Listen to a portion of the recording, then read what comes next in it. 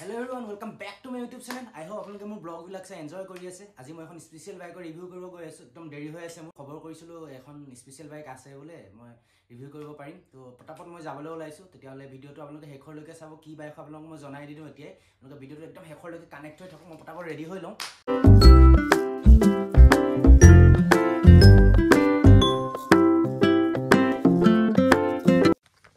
পটাপট ওলাইছো, একদম দেৰি হৈছে। ঘৰত মানুহ নাই। দেৰি হৈছে।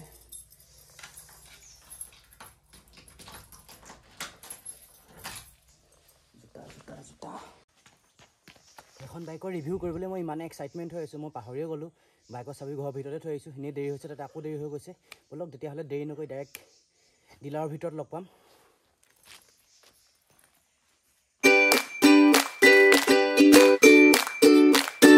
এতিয়া মই আহি পালোঁ গোলাঘাট বাজাজ ডিলাৰ। গোলাঘাট বাজাজ ডিলাৰ দুটা ব্ৰাঞ্চ আছে। মই এতিয়া 2 নম্বৰটো ব্ৰাঞ্চলৈ আহিছোঁ। এইটো ব্ৰাঞ্চ আছে এঙাপাৰা চাৰিআলিত। এঙাপাৰা চাৰিআলিৰ পৰা অলপ আগলৈ আহি লাডুলাল পেট্ৰল পাম্প পায়। পেট্ৰল পাম্পৰ মুখৰ আগতে আছে এইটো বাজাজ ডিলাৰ। তাত মই আহিলোঁ। তাৰ পৰা আহি এতিয়া বাইকখন তেওঁলোকৰ পৰা টেকেন অভাৰ কৰিলোঁ। কৰি পেলাই এতিয়া ৰাইড কৰি চাম। বাইকখনত অভাৰঅল যেনেকুৱা এক্সপিৰিয়েঞ্চ মই আপোনালোকৰ লগত প্ৰত্যেকটো শ্বেয়াৰ কৰিম। এইখনে সেইখন বাইক 360 ভিউটো এবাৰ দেখাই দিয়ক আপোনালোকক।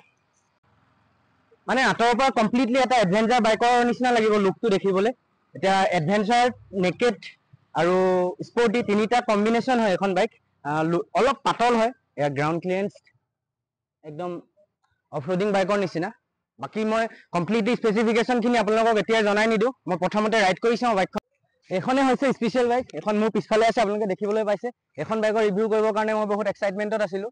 তো এইখন N125 হয়। এইখনত বহুতবিলাক ফিচাৰ আছে এনেকুৱা, যিবিলাক মই আপোনালোকৰ আগত এতিয়া শ্বেয়াৰ কৰিম। আৰু ভিডিঅ'টো আৰম্ভ কৰাৰ আগত মই স্পেচিয়েলি শ্যাম বাজাজক থেংক ইউ দিব বিচাৰিছোঁ, কাৰণ তেওঁলোকৰ কাৰণে মোৰ ভিডিঅ'টো সম্ভৱ হৈছে। তো আৰু আপোনালোকে যদি শ্যাম বাজাজৰ পৰা কিবা বাইকছ বা স্কুটি কিনিম বুলি ভাবিছে, তেতিয়াহ'লে ডেফিনেটলি আপোনালোকে ভিজিট কৰক শ্যাম বাজাজত। আৰু শ্যাম বাজাজৰ লোকেশ্যন মই আপোনালোকক মোৰ ডেছক্ৰিপশ্যনত শ্বেয়াৰ কৰি দিম। তাৰ পৰা গৈ আপোনালোকে কালেক্ট কৰিব পাৰিব। So' don't waste your time, let's start to the video'. Pulling up black windows once you go down. You must be crazy if you think that I'ma slow down. But wanna hear it talking shit, fuck the drama. Keep it coming, I'ma send you to your mama. Mr. Whip, whip, whip, get the guns out. Dropping bodies in the place till the sun's out. Can't fuck with this, I'm going to try. Cause when the bullets fly, I'm the last one to die.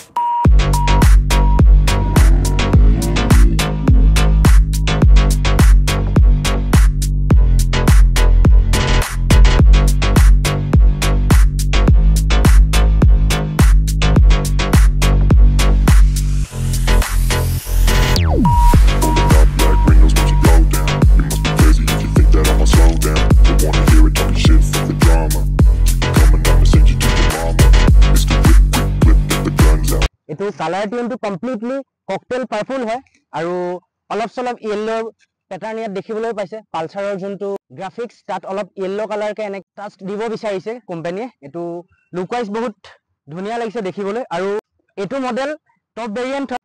N125ৰ দুটা variant আছে, এটা বেছ variant আৰু এইটো top variant. আৰু এইটো ভেৰিয়েণ্টত বাজাজে বহুতবিলাক offer কৰিছে। কি কি অফাৰ কৰিছে মই প্ৰত্যেকটো এতিয়া আপোনালোকৰ আগত দেখাব বিচাৰিম। 125cc ছেগমেণ্টত এখন আপোনালোকৰ কাৰণে বেষ্ট অপশ্যন হ'ব মই ভাবোঁ। কিয়? কাৰণ আপোনালোকে দেখিছে এইটো এটা মাস্কুলাৰ বাইকৰ ফিল আহিব আপোনালোকৰ এইখন বাইকত চলাওঁতে, এইখন বাইক ৰাইড কৰোঁতে।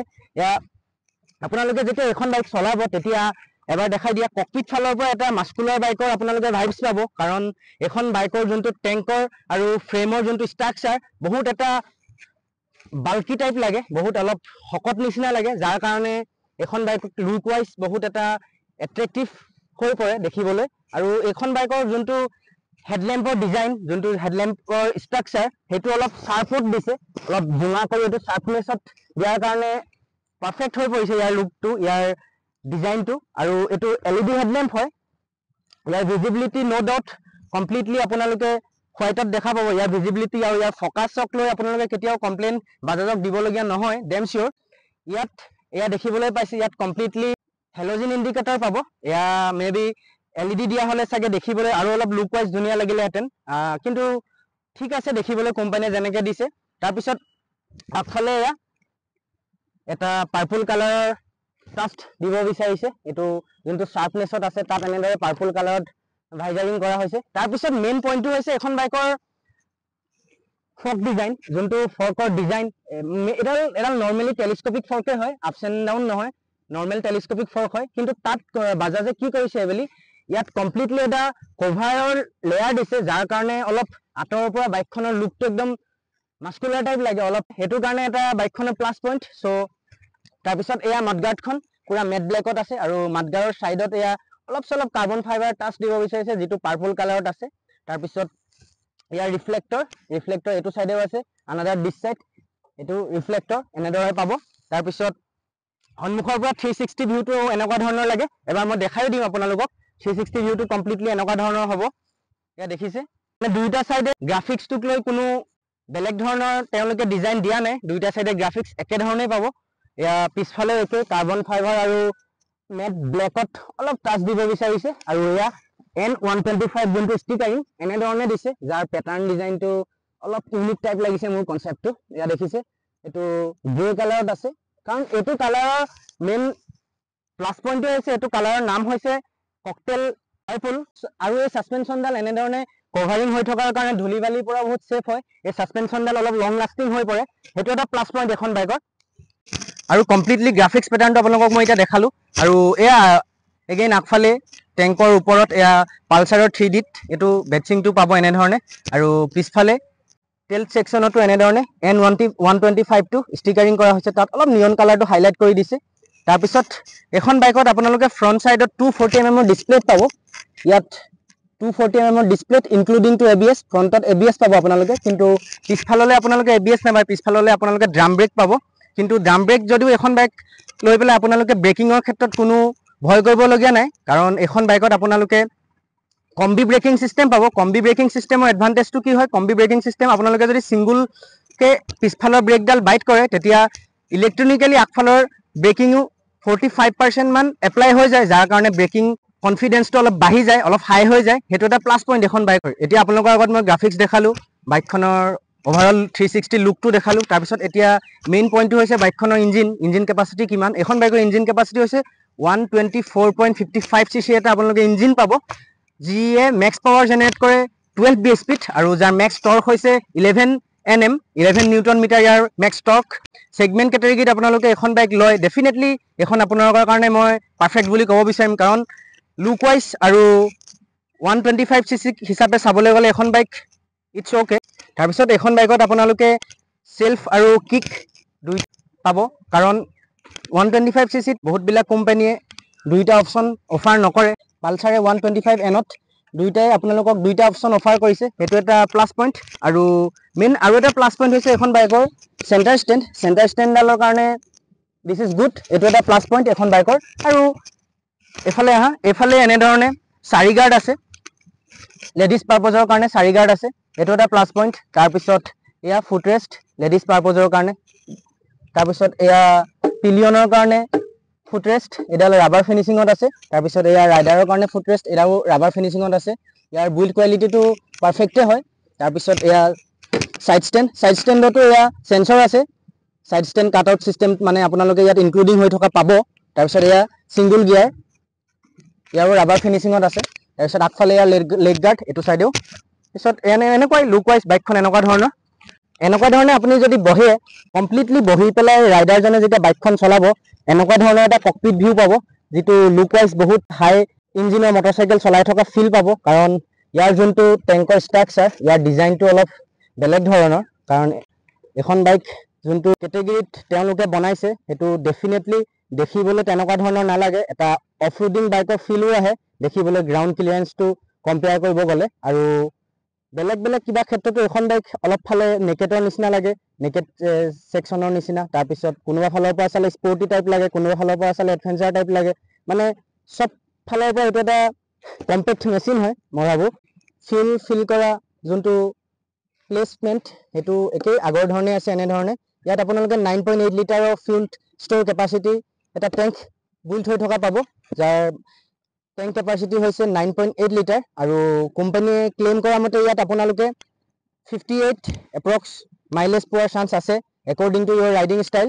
চ' এইটোৱে। তাৰপিছত এয়া লুকিং মিৰৰ, ইয়াৰ ৰিভাৰ ভিউটো কমপ্লিটলি আপোনালোকে দেখা পাব কম্পেয়াৰ টু পালচাৰ 220। ইয়াত দেখিছে ৰিভাৰ ভিউ বহুত কমপ্লিটলি এটা ধুনীয়াকৈ আপোনালোকে দেখা পাব, একো চিন্তা কৰিব নালাগে। ইয়াত দেখিছে। তাৰপিছত এয়া হেণ্ডেলিংডাল এনেকুৱা ধৰণে, ইয়া গ্ৰিপো অলপ ৰাবাৰ ফিনিচিং দিয়া হৈছে, যাৰ কাৰণে ৰাইডাৰসকলৰ এনেকৈ ধৰিবলৈ অলপ পাৰফেক্ট নিচিনা লাগে। এইটো এটা ৰাবাৰ ফিনিচিঙৰ প্লাছ পইণ্ট।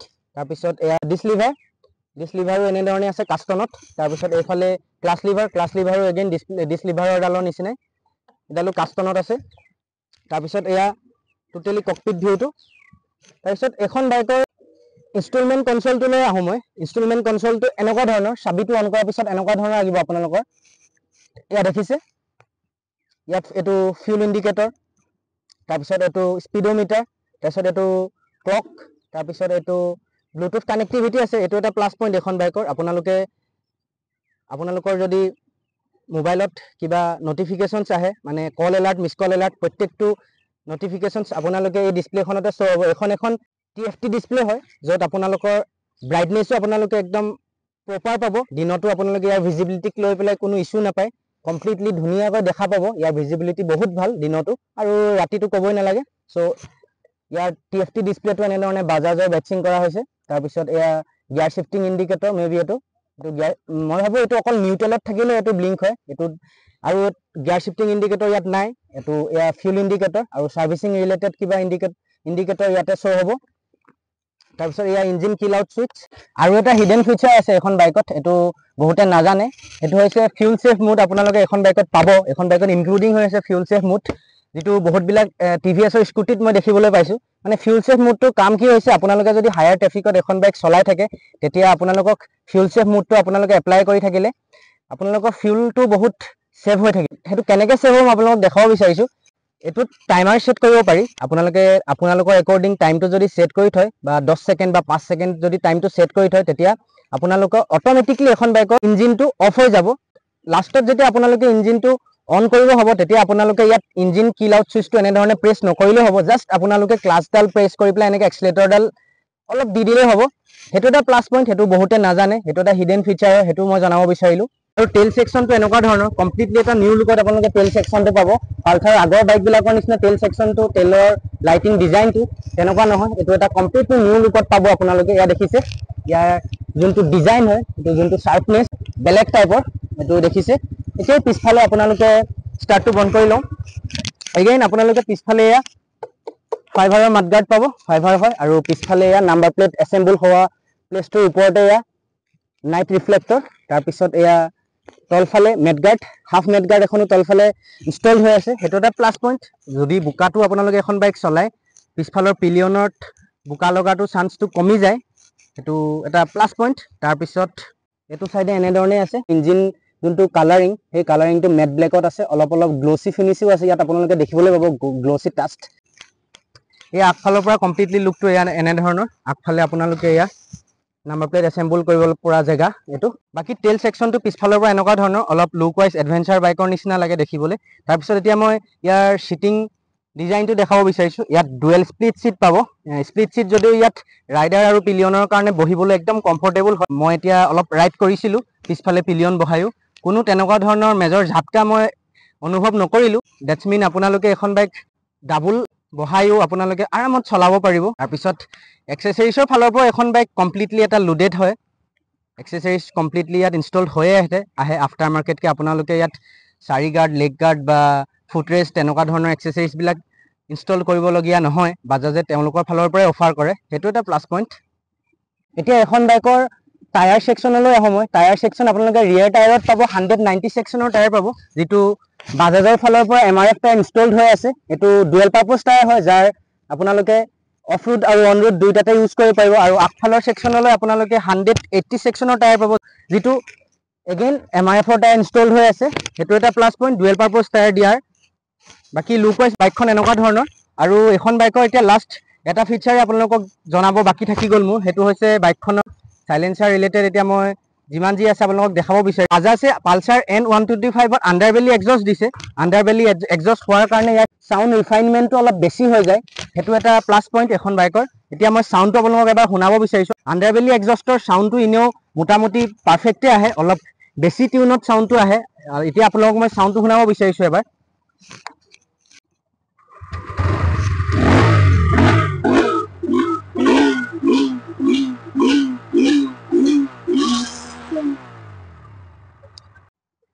এতিয়া হায়াৰ RPMত যেতিয়া আপোনালোকে এখন বাইক চলাব বা হাইৱেত হওক বা যেনেকুৱা চিটুৱেশ্যনতে হওক আপোনালোকে যেতিয়া হায়াৰ RPMত এখন বাইক থ্ৰটেল দিব তেতিয়া আপোনালোকে এনেকুৱা এটা ফিল পাব আপোনালোকে যেন KTMৰ ছেগমেণ্টৰ বাইক আপোনালোকে চলাই আছে। KTMৰ বাইকবিলাকৰ যেনেকুৱা এটা আণ্ডাৰবেলি চাউণ্ড, আণ্ডাৰবেলি এক্সজষ্টৰ চাউণ্ড ৰিলিজ হয় চাইলেঞ্চাৰেদি, তেনেকুৱা এটা চাউণ্ড আপোনালোকে শুনিবলৈ পাব। ঠিক তেনেদৰে বাজাজে এবাৰ আণ্ডাৰবেলি এক্সজষ্ট দিছে, য'ত চাউণ্ডত বহুতবিলাক তেওঁলোকে ৰিফাইনমেণ্ট কৰিছে, চাউণ্ডত অলপ বেছি টিউনড আপোনালোকে শুনিবলৈ পাব। তাৰপিছত কমপ্লিটলি মই ভাবোঁ আপোনালোকক বাইকখনৰ অভাৰঅল প্ৰত্যেকটো কথা আপোনালোকৰ আগত ডিছকাছ কৰিলোঁ। আই হোপ আপোনালোকে মোৰ ভিডিঅ'টো চাই ভাল পালে, আৰু আপোনালোকে যদি ভিডিঅ'টো ভাল পালে তেতিয়াহ'লে মোৰ চেনেলটো ছাবস্ক্ৰাইব কৰি যাবলৈ নাপাহৰিব, Explore 220F, আৰু মোৰ ইনষ্টা হেণ্ডেলো তেনেধৰণে আছে Explore 220F। আৰু এখন বাইকৰ ৰিলেটেড আপোনালোকে যদি কিবা কথা জানিবলগীয়া আছে তেতিয়াহ'লে মোক ডাইৰেক্ট ইনষ্টাত গৈ মেছেজ কৰিলে হ'ল, মই তাত ৰিপ্লাই কৰিম। আৰু বাজাজৰ কিবা প্ৰডাক্ট আপোনালোকে যদি ল'ব বিচাৰে, স্কুটিয়ে হওক বা বাইকেই হওক, তেতিয়া আপোনালোকে বাজাজ শ্ব'ৰুমলৈ আহক। এতিয়া বৰ্তমান আগন্তুক বহুতবিলাক ফেষ্টিভেল আহি আছে, তেওঁলোকে বহুত অফাৰ দিব, আপোনালোকে আহক, আপোনালোকে ডিছকাছ কৰক তেওঁলোকৰ এমপ্লয়ৰ লগত আহি।